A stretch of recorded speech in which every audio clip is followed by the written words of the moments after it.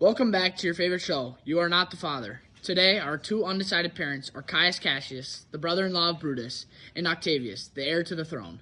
Today, our host, Mari Pavich, will decide who will adopt Tiberius. In a heated debate, the two will beef it out for who is more worthy of raising Tiberius. Grab your popcorn, folks, and prepare for one of the most intensive debates of your lives.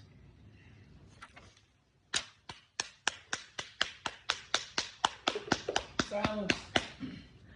Welcome everybody to You Are Not the Father. I'm your host, Mary Pavich. Our special guests are Caius Cassius and no other than Octavius himself. Today's topic of discussion is who will be more worthy of adopting Tiberius. This criteria for figuring out who will adopt him is how effective parents they will be for him. Our 3 points are decisiveness, who is more passionate, and creativity for good.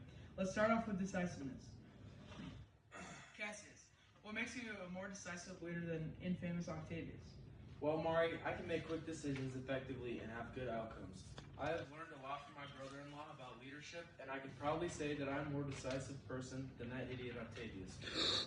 Wow. Cassius started off with some energy, already throwing shade, I see. Octavius, what do you have to say in response to those strong words? Mari, I can quickly disapprove that statement. A longtime friend and family member of Cassius, also known as Brutus, told me that you can't control your anger. Brutus specifically stated these words which he said to him, saying, "Brutus, you have wronged me, in which appear in this, you have arrested my man Lucius Pello for taking bribes here of the Sardians, wherein my letters, crying on his side, because I knew the man were slighted off. You say you are extremely decisive, yet you cannot control your own anger." Quite the leader, I said. What a fabulous point by Octavius. We are in for quite an argument. A lot on the line for Tiberius, and both sides are not backing down. Octavius, what do you have to say that supports your role of being a decisive leader?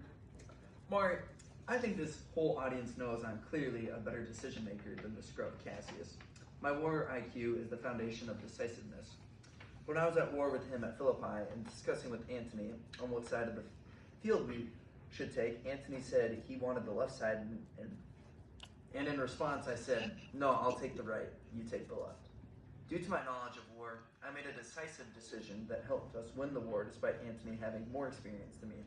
Therefore, I believe I am a more decisive person. I like your argument, Octavius. You proved a strong point on how your decision making creates effective outcomes. Now, let's move on to the next quality, that of which being who is more passionate. I think this will be an entertaining one. Cassius, how do you contrast to Octavius in being a passionate leader? I'm the most passionate person anyone will meet. I know that fool Octavius doesn't have anything to disprove my statement. I'm so passionate that I will kill a king, and I've done so before. Despite the whole Roman population against me, I killed the big boss. It takes more passion than any person like Octavius would have. Tiberius, under protection and teaching of me, will be the most praiseworthy and passionate man to ever touch the rocky earth. Wow, those are some motivating and powerful words.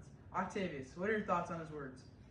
I can't comprehend how anyone would believe what false knowledge has been spewed out of your mouth. You don't care about the people. You only care for yourself. If anything, you're a defeatist. Only your power matters, not anyone else, and it shows.